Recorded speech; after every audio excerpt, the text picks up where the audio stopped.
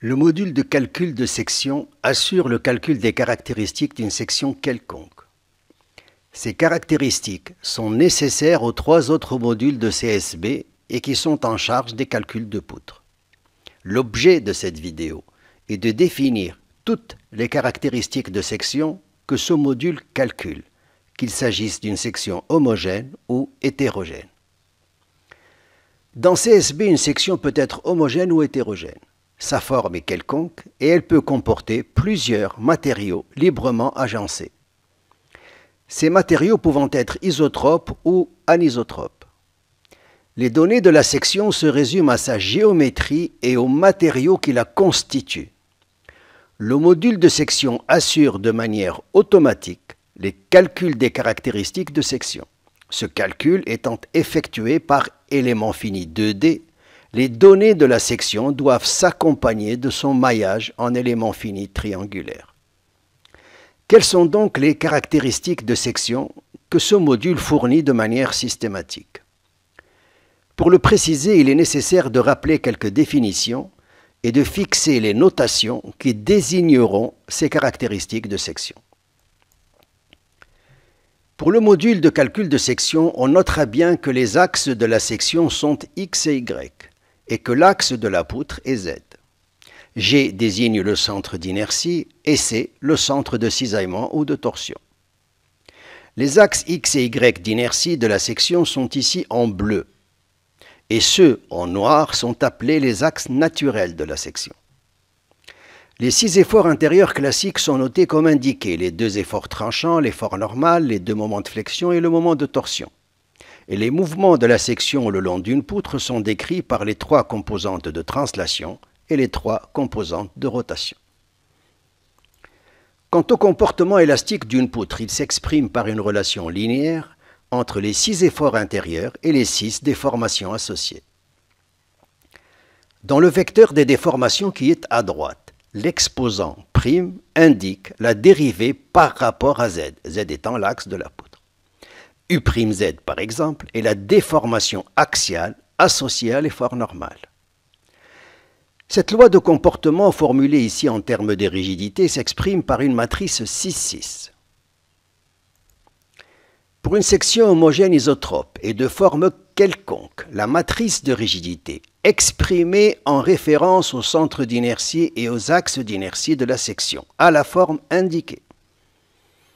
Les composantes de cette matrice permettent d'identifier les caractéristiques de la section. E est le module de Young du matériau et G le module de cisaillement. Les autres constantes sont des constantes dites de forme, à savoir l'air, les moments d'inertie, les sections réduites d'efforts tranchants, la constante de torsion et les coordonnées du centre de cisaillement. On notera que pour une section quelconque, cette matrice n'est pas diagonale et les termes non nuls hors de la diagonale témoignent d'un couplage entre les mouvements de flexion et de torsion. Maintenant, pour le cas particulier d'une section symétrique par rapport aux axes X et Y. Les coordonnées du centre de cisaillement C s'annulent et sa position devient confondue avec le centre d'inertie G. Il s'ensuit que le couplage de flexion-torsion disparaît et que cette matrice devient diagonale. Dans ce cas, il devient possible d'éclater la loi de comportement en 6 lois indépendantes. Ces écritures que chacun reconnaîtra permettent d'identifier les termes de rigidité, par exemple EIX pour la rigidité à la flexion autour de l'axe X, ou encore GJ pour la rigidité de torsion. En définitive, les caractéristiques de section qui ont été identifiées pour l'instant sont les positions des centres G et C, les axes d'inertie et la loi de comportement via la matrice de rigidité C6 et les différentes constantes de forme qui en découlent. Ces caractéristiques de section sont ceux classiques, c'est-à-dire ceux que l'on a l'habitude d'évoquer. Mais les caractéristiques de section ne s'arrêtent pas là. Il en existe d'autres qu'il n'est pas classique d'évoquer parce qu'elles sont plus difficiles d'accès. Pour en parler, il nous faut reprendre l'équilibre d'une poutre. Rappelons un résultat fondamental associé au principe de Saint-Venant. À l'équilibre, quand on s'éloigne des bords, la solution tridimensionnelle exacte tend asymptotiquement vers une solution tridimensionnelle intérieure, et cette solution intérieure est donnée par la solution tridimensionnelle établie par Saint-Venant. On dit d'ailleurs de la solution tridimensionnelle de Saint-Venant qu'elle représente la solution tridimensionnelle exacte loin des bords. Une propriété fondamentale de cette solution tridimensionnelle de Saint-Venant est d'être linéaire par rapport aux 6 efforts intérieurs. Cela veut dire qu'au droit d'une section, chaque effort intérieur contribue à sa manière au champ de contrainte dans la section et à la déformation de la section. Ces champs de contrainte et modes de déformation de section, particuliers à chacun des 6 efforts intérieurs, sont aussi des caractéristiques de section. Le module de section les détermine aussi. Alors, comme il s'agit de caractéristiques de section qu'il n'est pas classique d'évoquer, en voici quelques illustrations. Voici pour une section rectangulaire homogène isotrope 2 exemples de champs de contrainte de section.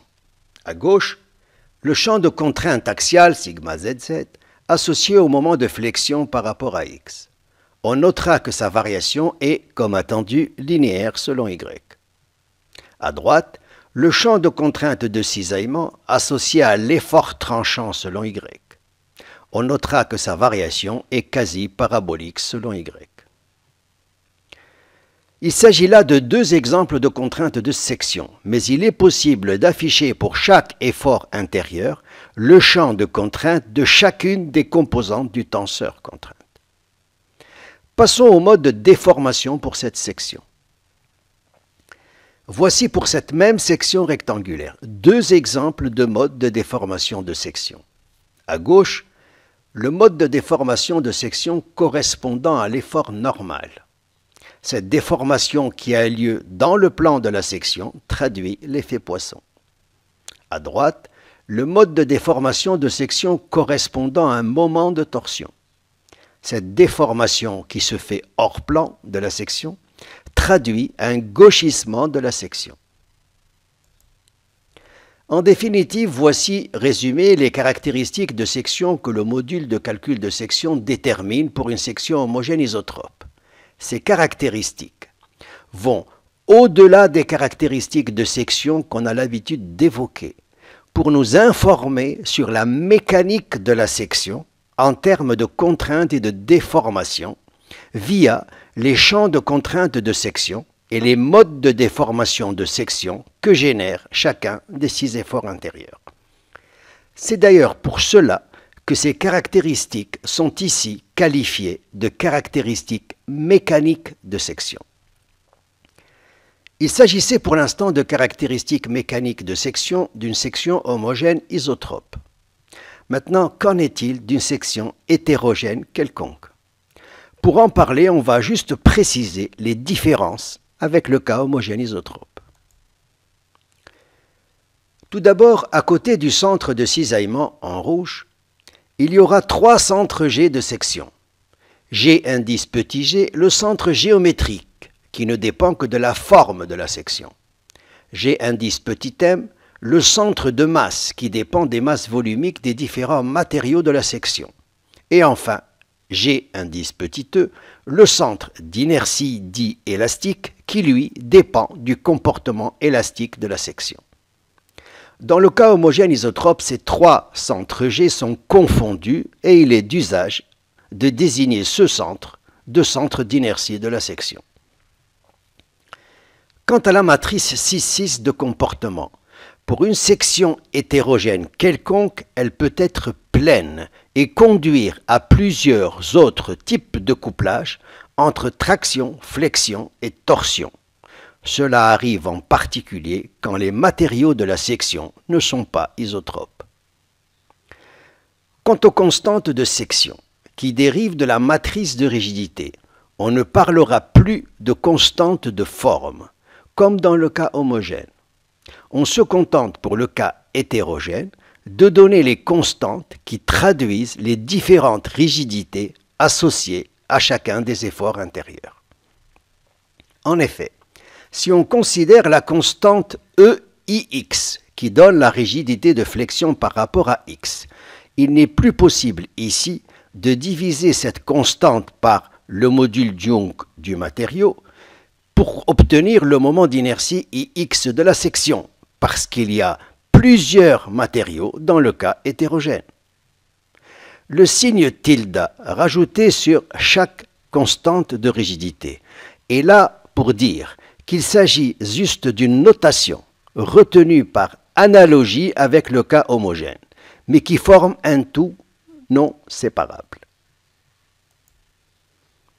En définitive, pour le cas hétérogène, les caractéristiques mécaniques de section se réduisent à ceux encadrés. On remarquera que les contraintes de section et les modes de déformation de section peuvent aussi être déterminés pour le cas hétérogène quelconque. On en donnera des illustrations. Mais avant de le faire, une précision est nécessaire quant au champ de contrainte de section. Pour le cas homogène isotrope, le champ de contrainte a la forme indiquée qui comprend 4 zéros correspondant à la nullité des composantes de contrainte dans le plan de la section. Et il est d'usage de retenir la contrainte axiale et de regrouper les contraintes de cisaillement dans le vecteur de cisaillement noté tau. Maintenant, pour le cas hétérogène quelconque, contrairement au cas homogène isotrope, les composantes du tenseur contrainte dans le plan de la section peuvent être non nulles et même conduire à des contraintes du même ordre de grandeur que les autres. Et cela est en particulier vrai quand les matériaux ne sont pas isotropes. Par ailleurs, comme nous le verrons plus loin, les champs de contrainte seront affichés par matériau. Et dans ce cas, que se passe-t-il au droit d'une interface entre deux matériaux? Prenons par exemple deux matériaux avec une interface de normale Y. On notera que les conditions d'interface exigent la continuité des composantes XY, YY et YZ seulement. Les autres composantes peuvent être discontinues. Ceci étant, examinons pour illustration les champs de contrainte de section pour une section hétérogène rectangulaire constituée de deux matériaux isotropes. À gauche, le champ de contrainte axial associé au moment de flexion par rapport à X. Ce champ apparaît linéaire par morceau et discontinu à l'interface. Cette discontinuité est normale. La contrainte axiale n'a pas à être continue. À droite, le champ de contrainte de cisaillement sigma YZ associé à l'effort tranchant selon Y. Pour cette composante qui est censée être continue à l'interface, on remarquera qu'elle apparaît réellement continue, ce qui illustre la qualité des résultats fournis par ce module de calcul de section en termes de contraintes. Voici maintenant deux exemples de modes de section pour cette section hétérogène. À gauche, l'effet Poisson associé à l'effort normal. Et à droite, le gauchissement de la section associé à un moment de torsion. Pour conclure, que faut-il retenir de ce module de calcul de section? À partir des données minimales de section, à savoir sa forme géométrique et les matériaux qui la constituent, le module de calcul de section fournit automatiquement les caractéristiques mécaniques de la section. Les calculs qui ont lieu par élément fini 2D sur la section conduisent à des résultats que l'on peut qualifier d'exacts. Pourquoi exacts? Pas seulement parce qu'elles sont calculées par élément fini 2D sur la section, mais surtout à cause des fondements de la méthode de calcul utilisée et dont il faut rappeler qu'elle s'affranchit de toutes les hypothèses classiques des poutres, la section reste libre de se déformer, et qu'elle ne passe pas non plus par une étape d'homogénéisation des matériaux de la section pour le cas hétérogène. la pratique de ce module de calcul de section, dont l'utilisation est simplissime, permettra d'illustrer via l'analyse des caractéristiques mécaniques de section l'influence de la forme d'une section pour le cas homogène et l'influence de l'agencement et de la nature des matériaux pour le cas hétérogène ou composite. Dans CSB, le module de calcul des sections joue un rôle fondamental. Il fournit en effet aux différents modules de calcul de poutres les caractéristiques de section dont ils ont besoin. Et la qualité de ces calculs de poutres dépend directement de la qualité des calculs de caractéristiques de section. Cette diapo met fin à cette vidéo qui s'est contentée de préciser les différentes caractéristiques de section que ce module de section fournit.